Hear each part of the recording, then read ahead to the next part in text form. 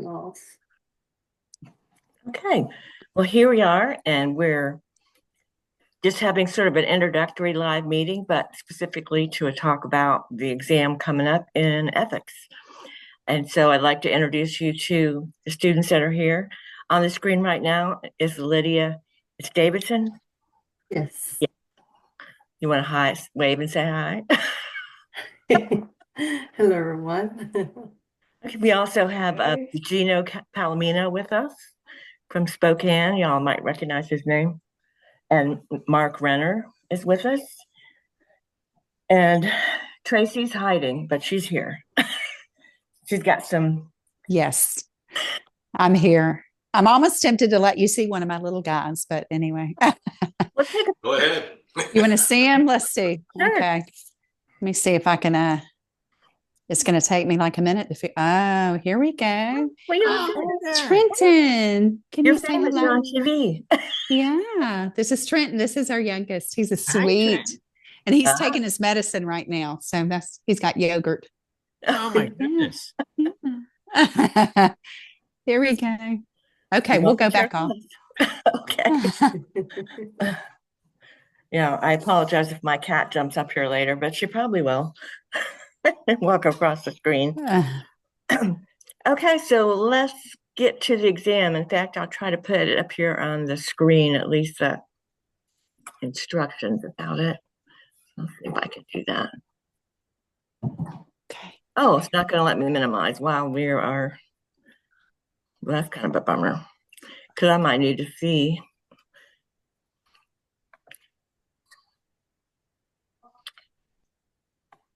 Well, that's the same window we're on. That'll give us like a infinity thing. Okay.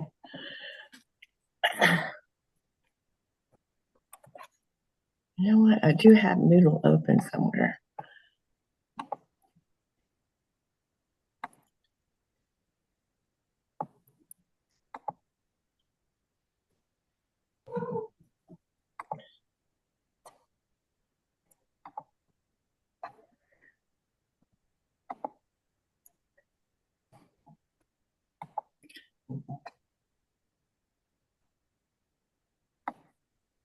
Okay, can you guys see that? It says the midterm exam. Yeah. Yes. Okay, very exciting. So I have a time limit of 2 hours on there. We may have an ADA student. I might have to take the time limit timer off. It's still supposed to be 2 hours. Okay, and let me look at the settings.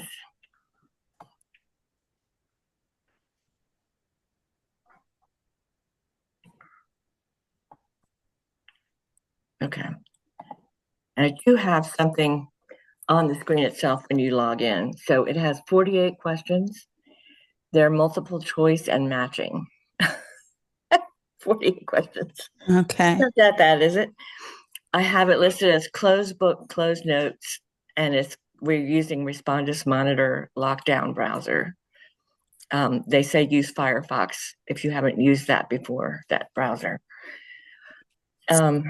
I would suggest, reread all the books or skim them. And if you've got the lecture notes or you took notes and added onto the PowerPoints, that'll help jog your memory. You can review the quizzes that we've already done. You can go to review discussions. I think you can see them in my grades, if not in the weeks. I'm not sure how long they stay open. Maybe they're all still open. Okay, questions? I just want to make sure you said matching and multiple choice, no short answer or essay. I think there are not any. Well, that would be an answer to my prayer. Yeah, me too. I was going to ask the same question. Yeah. Those are always the toughest to try and regurgitate all that information. Especially when you've got 48 questions in 2 hours. Yeah. Take me that long to put my thoughts together. Double checked it. There's none. And so I promise there's no fill in the blank what year was terraced off, adjudicated. Okay. Whatever. Nothing crazy like that. So now sometimes if I get begged very nicely, I No. might let you sorry. use a book. Oh. Do you need it? Is my Well, microphone still on? I can't tell. I'm Yes, making noises. Okay. Oh. it's very Therapy. technical kind of class, I realize. But sometimes if I let people use the book, then they don't study and then they I can't study know. and run out of Yeah, I know. time. Yeah. So probably not you guys because you showed up for this meeting. I've noticed that most of the students are something over the age of 40, maybe. Well, Yeah. I'm 39. My mistake. Sorry, Gino. No, I'm just picking on. I'm not that young. It's kind of a second Sadly- career class. Yeah. Yeah. I've come to understand that sadly, with maturity also comes maybe not the strongest memory. This is true. This is true. It's a Yeah. sad trade-off, I know. But yeah, I think especially going over the quizzes would be a big help. Yeah. Well, I know we've got two books and kind of technical. Well, how about this? I will allow you to pick one book to use. How's that? And you guys, since you're on here, you get to vote on it. Oh, wow. How's that? So the rest of the class, they can only blame themselves because I think is this class with 19 or 26? There's a fair amount of you. I think it's 26. I think Yeah. it's 26. Yeah. So, yeah. So, but everyone should study and you should be able to review the quizzes by going back and I think you can click on them or else you can access them through my grades, but I think you can click on the quiz and review the answers. If Yeah, not- you could print, Yes. It says view, I think. Yeah. Just yeah, let me you know could if any print of them them- off and see obviously what you missed and what the correct answers are. Now, I don't just repeat the questions. I mean, I might take one and rearrange it or something. So they'll be similar, but not exact. Okay. Do you want to make a book available? Let me ask you one quick question. Where do most of these questions come from? The books. I was preferring one book over the other. Oh, well, I'll tell you what, one book provides a list of questions that I can just plug in here. So which book do you think that would be? Probably the Corey text. Probably the core. I would say it's Yeah. probably Corey. Yeah, it has more prep Yeah. stuff with it, with the major publisher there. So if I was going to suggest one, that's what I would pick. Yeah. I think also because the other one comes from a more spiritual background, which we're Yeah. probably all somewhat sensitive to and familiar with. But yeah, Corey's very, I would say challenging, but very awakening as to what the field really is. It's more than just talking to people and letting them feel good about themselves. There's a lot of things I never thought about before. I never really considered. So. Yeah. So, all right, I will give you an example of what I did wrong this week, and you tell me what it was as a prep for the exam. So I have a counseling client, and he is 12, and his mother is always there during the sessions. And I invited them to my ministry because I wanted to give him a journal. Money's really tight. And I said, let's meet in person, even if we're not doing a face-to-face session. You can see what I'm like in real life, and I can see what you're like. So they came, and they did a little work sorting cans in the food pantry, and the mom signed up for our services, and they got some food, and I gave them a journal. So what rules did I break by doing that? Or maybe just rule?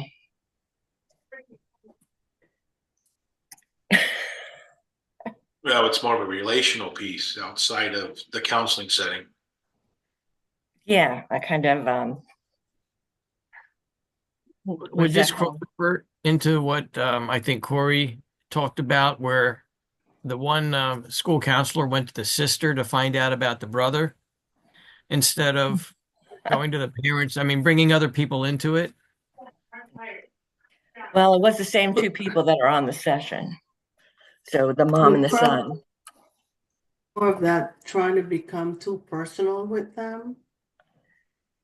Like I was developing a friendship or something by giving him something, or Something, yeah, that I would think on that line. yeah, I think Yeah, that's that would be one area that I think I would probably be cautious of. I mean, I understand you did that, and I'd probably do the same thing, especially in the ministry setting where I can see with a Right. professional, licensed counselor, Mm. and we're having that relationship, which I understand you're that as well. But it's kind of like counseling people within your own church, right. and If I, having that dual So- relationship. yeah, and I think if I had a real session with them instead of just having them come in because I was working that holiday, might have been more professional. Yeah. Right. What were you going to say, Lydia? No, I was thinking when Gino said that, I was going to say, when it comes to having a relationship with the church members, it kind of seemed a little bit different than if you were in a professional counseling session. And when you mentioned that, then it kind of makes sense. Okay, I'm not in the professional sense in the office, but this is where I'm at today. Hey, come out here. How difficult or how bad would that be? Yeah, so it's kind of a boundary breaker, I Yeah. think. But I was really glad to see them both in real life. And Yeah. I already felt like we got along pretty well just online, but yeah. And so I'll give you this other example. When I was doing my internship with a big mental hospital, I had to go through a lot of interviews and training and stuff to get an unpaid internship there. But in that section, I was working with kids who had gotten in trouble with some sexual behaviors that got them in trouble, and they had to come to a 4-hour thing a couple days a week to work on those issues.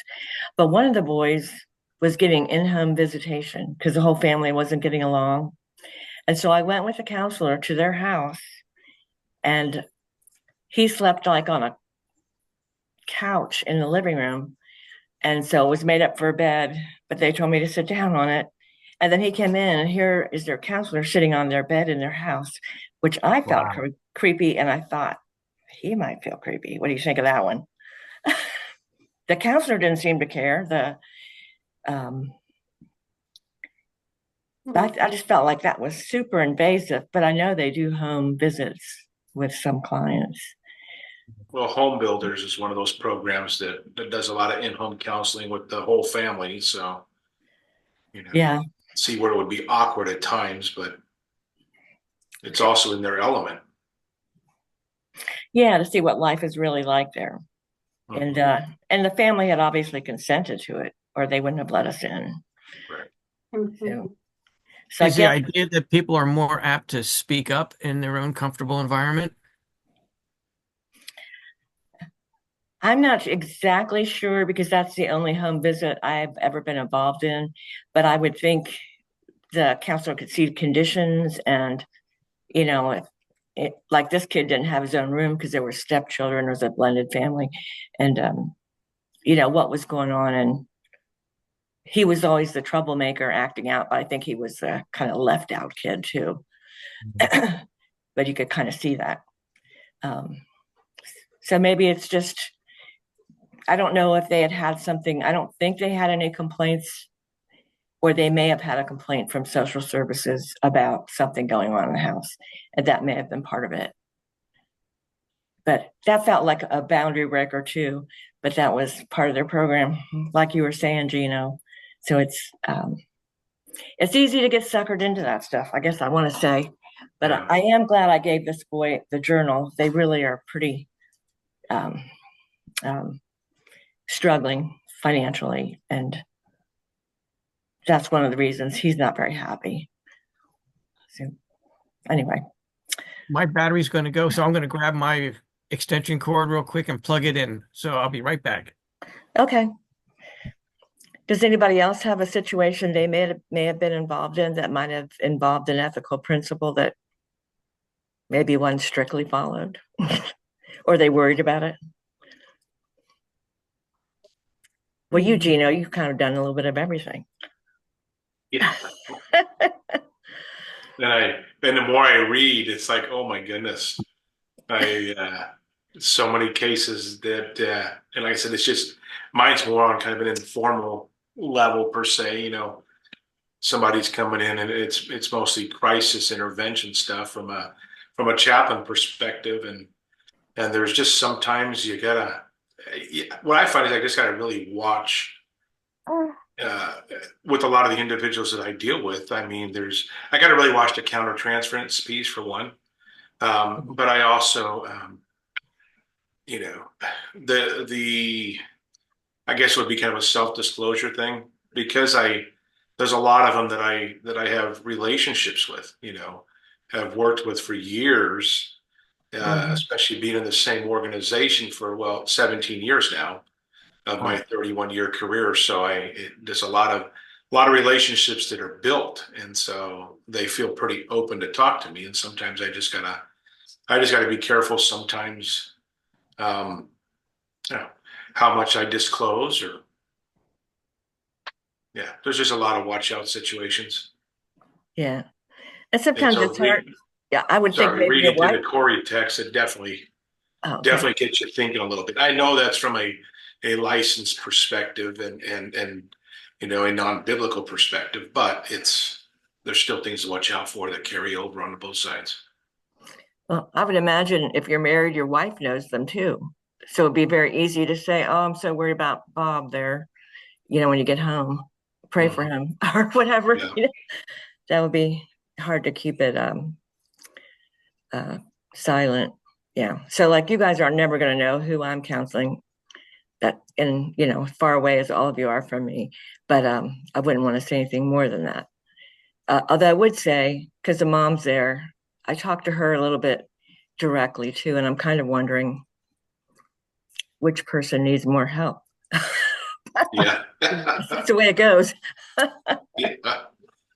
Do you find that many things are generational? They're handed down, and at some point, it'd be nice if the Lord could just break that chain. Yeah, and sometimes you can see it through poverty, or you can see it through drug use, or that's just the way life is for them because that was their normal, and they don't see an opportunity to break out or change things like you or I might, because they're from a different background, and that's frustrating because you want people to change and make good choices, but they don't always see them the way you might. And change is slow, but I would like to help this boy be a little bit happier in his life. Yeah, and that might be all I can do. And because I work with a charity, it's a little bit of a stretcher because I'm offering resources, not just from us, but I'm saying, have you contacted X, Y, and Z agency that might be able to help you with that? Which I think is part of like being a counseling advocate with your clients, because if you indeed are seeing people with mental health problems, they generally are struggling financially because it's probably hard to get a job and hold it. If you're counseling people in the church, you're usually seeing the worried well. Not so bad, usually. There's always some surprises. But yeah, okay. It's interesting. We were at the church, and this is a situation from the church. It was a husband and wife, and the wife came over to me and said that she know I'm going to school, but if it was possible to sit and talk with her and her husband. So being it was the husband, I said to her, would you mind if my husband joined us and just have a conversation? And because I'm thinking, I'm not in a counselor, so this is not a counseling, where I'm saying I'm a counselor. but just a talk. And we spoke, and some things were brought up. So just address the situation. And I thought, maybe this is going to be more than that is needed. But I started thinking on things that we learned in class, and I tried to apply it. And believe it or not, things were brought up where they both spoke to each other. And surprisingly, weeks after, they seemed so much better. And they're Hey, actually doing much better. They were able to communicate, and I felt happy. So now when they see me, they're so thankful and so much about, thank you so much. And I'm like, well, thank you, Lord, because I'm not the counselor, but I was able to start putting things into practice, perspective, and it really helped.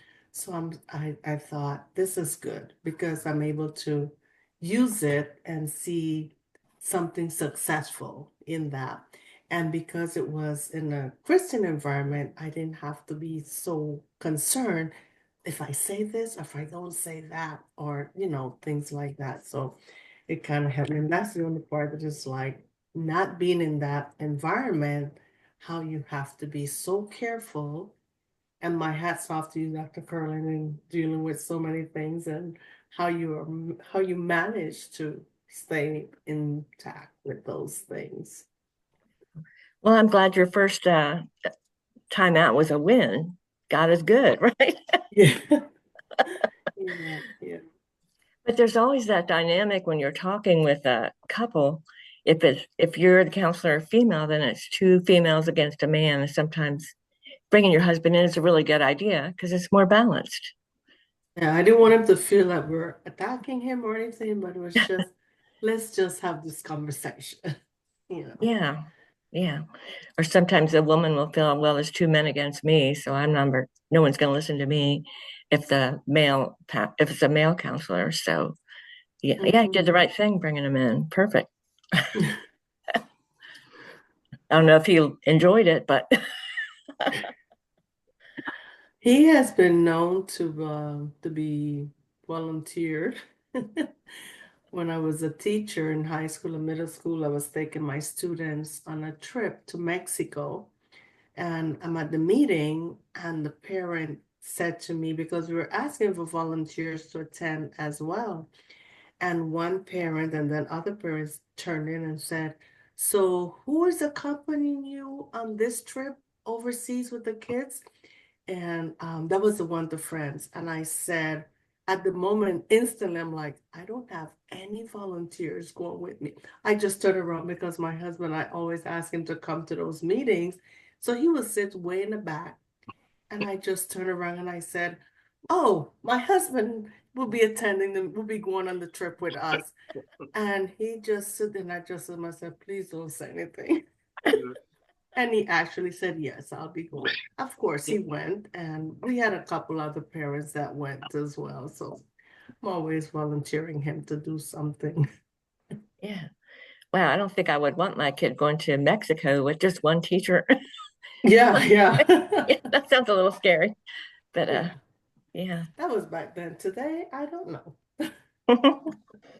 Okay. What do y'all have any questions about any other kind of situations or applications that are confusing? Because I can imagine there's plenty. Go ahead, Mark. Somebody asked me a question, Dr. Curlin. Mhm. While I'm going through this class, I'm actually recording our pastor who's going through something very similar. He Oh, terms it the life you were meant to live, where he talks about the Gillums and Neil Anderson, and he kind of wraps everything together with Dr. Charles Solomon. And he talks a lot about how rejections that we feel when we're a child stay with us, and you don't know what's going to happen, but all it takes is one incident, somebody to say the wrong thing, and all of a sudden those triggers come back again. Um, and feeling of insignificance. And somebody asked me, they said, even though I consciously know that my relevance is based on Christ, even though I know that Jesus doesn't reject me, every now and then something will happen and it comes right back. At what point, or what has to happen for them to deal with the past in such a way that it doesn't continue to control them in certain situations? Okay, well, that's an interesting question. And Dr. Solomon wrote that book, The Ins and Out of Rejection, the out being not ins and outs, just one out, which is Jesus. But it sounds like your friend, the triggers come, but they recognize them. So maybe they don't, react the way they might have used to. But our brain is like it's so formative from childhood because it's not like we're born with nothing in there. We got some kind of a personality basis or temperament, but we're learning all that stuff and it's hardwiring, and we don't even remember life before age 3 or 4. So it's all kind of hardwired in there.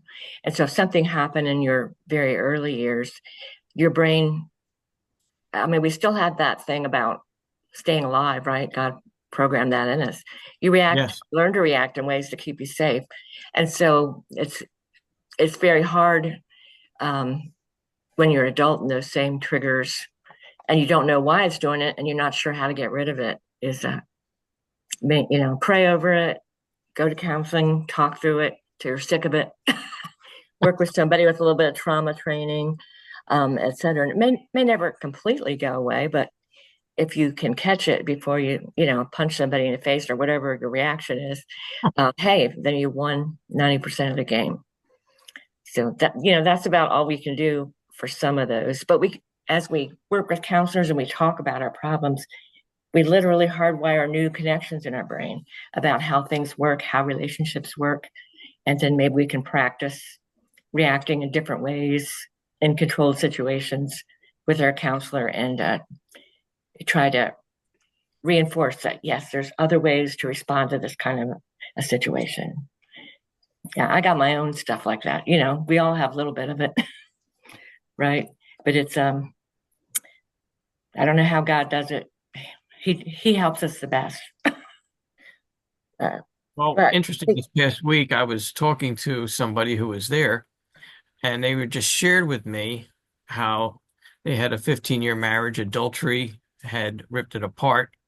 And even though they're going through this program for the second time, again, still dealing with certain issues. And I mentioned to them, I said, yes, and until you can find that special place, no matter who comes into your life, no matter how wonderful they may be, there's still a chance that they might say or do that one thing that's going to take you back to that other situation, and you're going to feel that rejection, even though they're not rejecting you. But then you're going to put those walls up to protect yourself to keep them out. And at that point, that other person who hurt you is still interfering with your life. And all of a sudden, I saw a light bulb go on, and they hadn't thought about before. So I prayed over them before they left, which was, really wonderful. But I was just kind of curious, like I said, from your perspective, who's had a lot more experience than I do. yeah, no, I see that happen too. There was one gal I was talking with, and she, first husband, was violent, alcoholic, and also addicted to pornography. So she had told the second husband, and it took her like 7 years to divorce this guy who was sleeping around and not even living with her. The first one, because she was so, God hates divorce, I can't get divorced.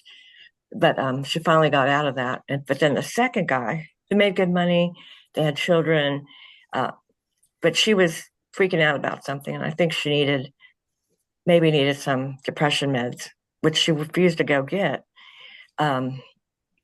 She found out he was looking at pornography. I don't know how often, how much, or whatever, but it didn't matter. He was the same as the last guy. Bam, she wanted a separation. And there was no talking to her. And I made the mistake of like, is it possible to reconcile with him? And she did not want to hear that. And she didn't talk to me anymore. But yeah, so it's still there. If you don't deal with that first trauma, maybe before you go into a new relationship, and that stuff all just goes with you. Yeah. And unfortunately, you go with you into the new relationship too. So does the other person. But Dr. Curlin, the other day, I'm taking out the other class with you, Dr. Cobbett. You had sent a copy of a sheet that says who I am. in Christ, right?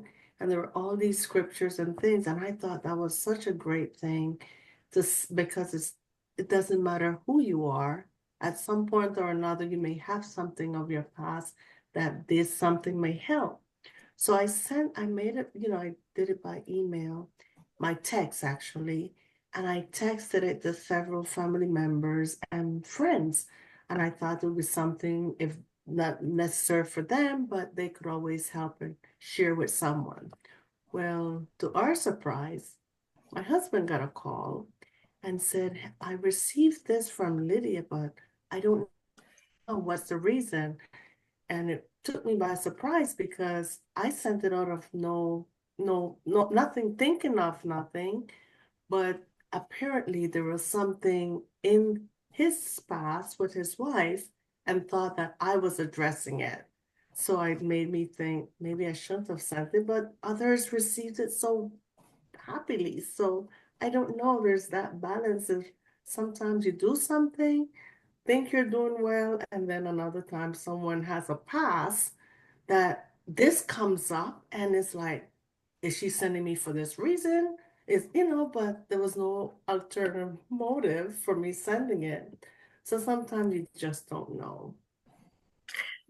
Yeah. So, yeah, I mean, she was resentful or thinking you were accusing her of something or something like that because you sent I it to don't her. know, whatever We they can't, went through in the past.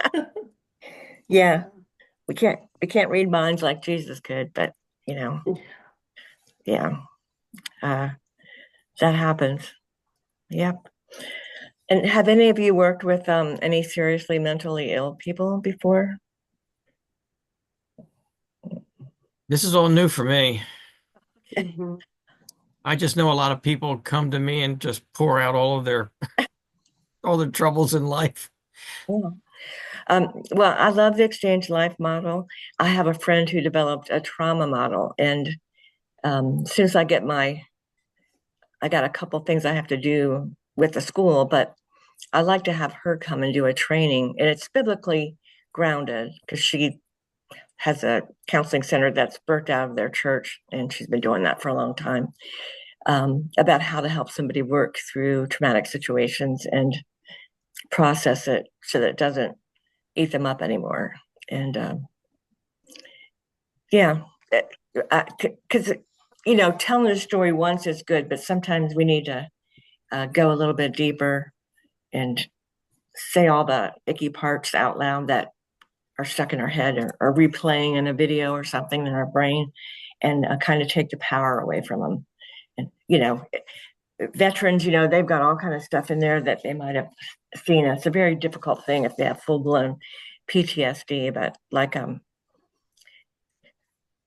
my husband died in an accident here, and I just replayed that day. It was just like it was just happening again, over and over, over and over. And I went to counseling finally, and he said, it's okay not to keep reviewing it, because I kept thinking I got to remember everything. That was such a terrible, terrible thing. I got to remember every detail. I don't know why, but I couldn't. But he gave me permission so that when I started rerunning, I could say, no, I don't need to keep rerunning. It just makes me upset and cry, and it doesn't help at that point. And as simple as that was, that helped me. Because some things are just terrible that we encounter in life. And but if you have a little training in trauma care, and our crisis counseling course introduces it to us, but Gino will tell you, oh, there's a whole bunch more stuff that he's run into, I'm sure, with deaths and everything, and firefighting must be tremendously difficult. Well, that's something that we talk about a lot, of not being able to take away what our minds have seen. Yeah. And that's where so many of our folks struggle, and that's where, a lot of debriefings and everything are covered, and that seems to keep people on track. Sometimes it takes more. They have to go through counseling and meet with somebody regularly, but yeah, it's a lot to process, and like Mark was talking about, sometimes it doesn't ever go away. It's kind of like grieving. It doesn't really ever go away. You learn to live with it differently, and gets a little bit easier to bear, but it's there. It's kind of stuck. So Yeah, yeah. It's yeah, yeah. I've never tried to counsel somebody who had been a veteran because I thought he's going to just look at me and go, "What do you know about anything? How can I, how can I even tell you that? And why would I give you nightmares?" Or, but there's such a big need in that community. So we do get some men that have gone through it and women who know what it's like and they want to help their own people that way, which is a good thing because trauma is a bad thing, but it is possible to heal from it, even if it might not be, like I said, perfect healing. We can't selectively forget things, but we could stop maybe dwelling on them as much in a sort of with God's help, to try and or leave an hour a day. So I'm going to dwell on it then and not the rest of the day, so that you can give yourself some peace of some kind, or start giving yourself some peace. But anyway, let's get off the sad stuff. I do have one question for you, and when you were mentioning your case with the journal, it got me thinking a little bit. You know, my wife and I worked with foster kids for a while. We actually adopted 4 kids, Oh, but have we did a lot of foster care for a little bit there, and looking at the text and talking about the whole ethics and the dual relations and all that kind of stuff. I guess I've seen it different. Especially in the foster care system, it wasn't uncommon for the therapist to show up at the house or to do some in-home therapy or to come to the kids' basketball games and that type of stuff just to support them. I mean, I'm just having a hard time reconciling what I'm seeing in the text versus what I also consider to be some real life engagement with individuals. I mean, like in your case, for example, it sounds like I'm assuming you did more virtual type of counseling with that individual, and now you actually get a chance to meet them in person. And I think you kind of draw that line and have some balance in what you do basically in person, like at a game or meeting with them to give them a journal, that you're not going to do in a counseling setting. But I guess I'm just having a hard time reconciling some of that of reading, don't do this, don't do this. You got to be careful. You got to be careful. And then, but there's the human side of counseling. And I guess just what's your thoughts on some of that? yeah. Well, I thought about that stuff and I was like, well, I really do want to meet him in person. I want this child to meet me and feel like I care about him. He had counselors at school that helped him, but he doesn't want to go back to school. And there was some bullying going on. And he doesn't go out of the house. He doesn't even have his own space in the house. He doesn't have his own room or anything. And he'll do some things that are a little bit too young for his age, in order to feel safe. But so I thought maybe I said, draw some pictures, write some stuff, what you're thinking about during the day, or when you get upset, start writing it down. So I know maybe you could remember something to talk to me about, or, use it however you want. But other than playing video games, I know you're doing something else. Mhm. And so I was hoping that might be a little bit helpful. And he can't say no since I gave him a brand new journal, right? But in your case, though, I think it's great that you're going into foster kids' home because somebody needs to go and make sure, they're not tied up at night or whatever. Well, I'm not. I didn't go to their homes. I said we were the foster parents, and Oh, it wasn't uncommon for, like I said, the therapist to come by or do in home counseling sessions with us, with the family, or would meet with them one on one. But like I said, in the text, it seems like, okay, this is one of the forbidden things. In reality, I even watched the state system here in Washington, where you have counselors that come to their games and, watch them play baseball and that kind of stuff is part of that building that relationship and building that trust with the child, and so I was just curious on Yeah. that. 'Cause I have a hard time, like I said, reconciling some of what I'm reading versus the real life application piece Yeah. with the human touch. So Yeah. So, and it may be something to do with what you as a foster care provider agree to, because you are taking in a child that maybe has been through a bunch of trauma, and maybe you Oh, need yeah. some counseling dealing with their behaviors because Mhm. they have been traumatized just being taken out of their parents' home, and that can cause problems. Um, but I think it's good you're doing that. We have a program called CASA here where volunteers can become a advocate for a child in the judicial system. They may be in foster care, they may be somewhere else, but they befriend that person, that child that way, so that the child will talk to them, and then they'll ask them, what do you want me to tell the judge on your behalf if there's a hearing or something, or how can I be of help to you? And they'll be the adult voice for the kid about these things are going wrong in the home, or this is good, or the child wants whatever, needs help in school or something, just somebody's really on their side, because they don't always get along with their foster caregivers, and they don't always doesn't always go swimmingly. And but that's sort of a way of counseling and advocating for somebody's care, but they really get involved with the kids, which is a good thing. So No, and I thought it was. I thought it was good. Like I said, we don't do foster care anymore. I mean, like I said, we adopted. All my kids are grown up now, but yeah, it's just one of those. It got me thinking yeah, back where they were, and yeah, they had good relationships. So yeah, good. Yeah, Brother Cullen, with your when you had that experience with the young that you went to the home, no, that you invited the individual over, how do you find talking and relating? How is he doing? Just to know that you're just in that caring moment to invite him over. How did you find him to do? oh, I think they were fine because they knew I was inviting them to the charity, not my home or anything like that. And Right.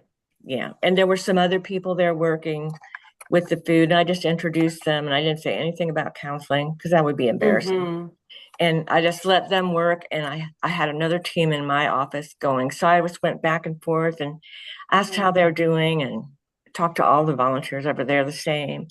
And the only thing I said to him personal, really, other than I might say to an adult, was, "It's so good to see you live because you looked Mm-hmm. taller on the video," And Yeah. And the reason um, I ask, because in some sense, I think would even for that person, the individual, to even feel just the fact of you inviting to go to something, it might make a difference. When you say they made a difference in someone's life or thinking or behavior or something. I hope so. That I wanted both of the mother and the child to get out of the house Mm-hmm. because they just sit there and they don't do really anything. They're not reading. They're not doing Mm-hmm. anything productive. And I said that it's so good to see you guys out and about. And whenever you want to, let me know and you can come over and volunteer. There's always people here working. Not necessarily me, but I really truly was glad to see them out of the house because I think that's part of the problem. Right. And so I hope they felt like I was nice and involved in good things, and I hope that makes me more trustworthy in Mm-hmm. that particular case. But yeah, I wouldn't invite them to my home or out to dinner or something like that because that would be too personal. But because I knew I was going to be busy working there in two different buildings, that I thought, I didn't make it like you have to come over there and work for an hour so I can give you this journal. It was my personal journal I gave them, not one from it didn't have to work for anything, but I said, you can just see what I do and you can see some of the things that we do there as part of the ministry. And I'll give you this journal. And I gave him a couple books I was trying to find appropriate for a 12-year-old boy. And we usually have a stash of new ones. So I guess my goal was to get him out of the house, to get him interested in doing something other than school, because he didn't like the kids at school. And I'm like, what about going to a church and or doing something like what they were doing, just to meet people that are not in your school, because everybody's not a bully, you know. So I thought that was kind of all right.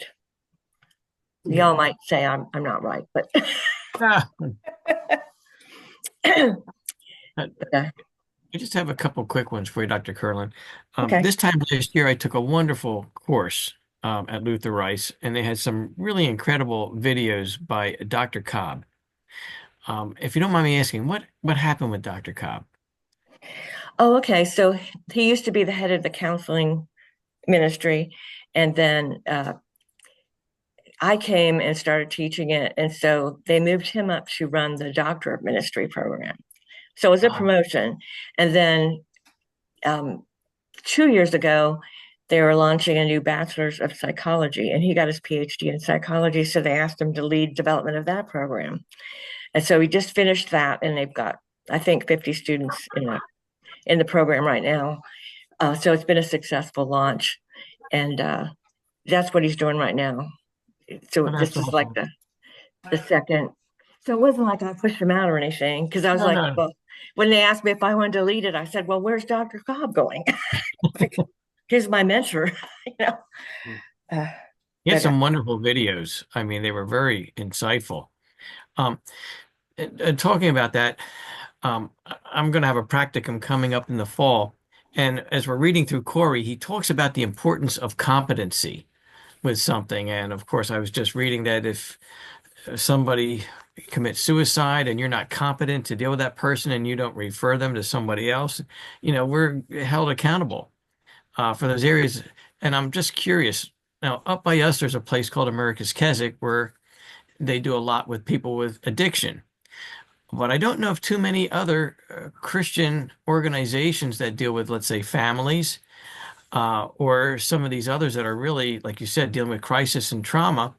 And I'm just curious as to how do we go about getting those competencies? It's one thing to read it and to write a paper for it, but to really sit down and actually do it like an internship, um, where do we find these opportunities? okay, well, we've got 2 paid ones that are online you can do with Christian organizations, because people live everywhere. Or I'd try to get into America's Keswick and work with groups and individuals and get your hours there, because you're going to be working with, if you're working with people with addictions, they got trauma in the background. Oh, yeah, that's Yeah.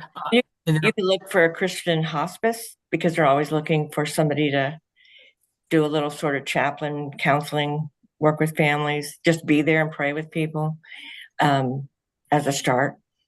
And well, Gino might train you. She does about chaplaincy.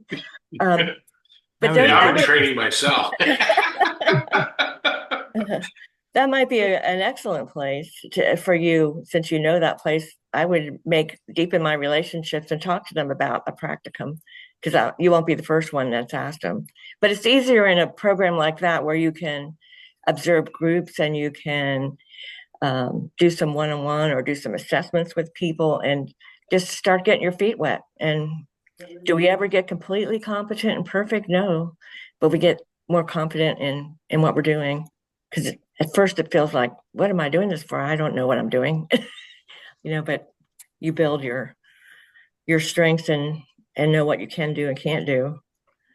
Yeah. Well, the Corey book is very sobering when it talks about malpractice suits. When you're trying to do things that you're not qualified for and things like that, that's very sobering. So, Well, it'd be good to work with an organization like that at first, so you get some training how they do it. And I'm very grateful I went and did that internship in the mental hospital where everybody had attempted suicide, because I became very used to asking the questions and not being afraid, and doing a suicide assessment with people and looking at the risk factors, which were things like, did you ever attempt before? Did somebody in your family kill themselves? Do you have an incurable disease? Has something bad happened recently in your life? All those kind of precipitating factors that add up. Or you say you're going to go home and put your head in the oven, but do you really have a way that you would end your life? Sometimes they do, sometimes they don't. it's more risky if, they got 140, I was going to say Quaaludes because I'm really old, but opioids. Nobody remembers that. Lydia didn't know what that is. No, I know that. Yeah. All my friends did them. Yeah. Yeah. Yeah. I never tried such a thing. It was a tranquilizer. I don't really know. But What they yeah. call it, Mother Little Helper? Oh yeah, that was probably like the one they give Rolling out now. Stones. They used to give them out like with can. I know my mom had some of those, not Quaaludes, but the other little tranquilizer mom's got. What the Rolling Stones sang about. Yeah. It was a pill. Yeah. There's always somebody to abuse it. Whatever it Yeah. is. Okay. All right. So I'm just going to recap for the exam. Unless you have an ADA exception, you've got to be done by 2 hours. You can use the Corey book, but not notes, not all quizzes, not my PowerPoints, but you can use the book. But you had better study. It's a lot of stuff and know where things are. Like if we're talking about confidentiality, what chapter was that in? Or so if you do have to look something up, you can find it because you'll run out of time with 48 questions in 2 hours. If you have to look everyone up, you won't get to the end. So, and a lot of, multiple choices, really multiple recognition, right? Something will look right. So, and I like putting all of the above or none of the above in the questions, but that doesn't always mean it's the right answer. So I took a CPA exam and it was terrible because they had so many choices and all of them had all the above and none of the above. And I go, oh, it takes the guessing part out. You're the worst ones. I'm the worst one. My quizzes. Well, that's what we rely upon the Lord, right? There you go. Say that prayer ahead of time. We said, Lord, this one, I've done the best I could. The rest is up to you. What is it Paul says? In my weakness, his strength is made manifest. There you go. I'm feeling for nudge. Which one? Shadow moving. But I hope it's not that terrible. And I think if this one or I think it might be, we haven't done really any court cases yet, have we? No.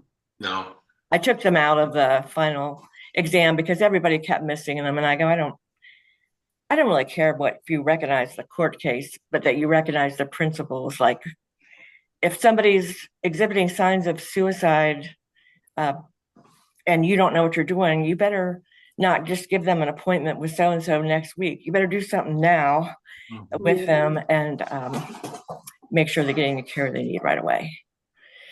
And suicide does happen in the church. Yes. I've sadly witnessed a couple and nobody saw it coming. And it was, and the note that was left behind was so sad because he had everything. But yeah, that's an irreversible thing you don't want to happen because then it's legal problems or not, it's going to be on your heart. I should have done something. I could have done something. And it's very hard for professional counselors when somebody's suicidal, and especially if they suicide out, it's going to be very hard for unlicensed counselors because they know that person and they will blame themselves. What should I have done? What could I have done? And I don't want anybody to feel that way or be, So if they get mad at you because you say, I'm really worried about you, so I've dialed 911. Hey, better mad than dead. That is true. Now, in all fairness, from our perspective, since we're not licensed, we're not psychiatrists or psychologists or anything like that,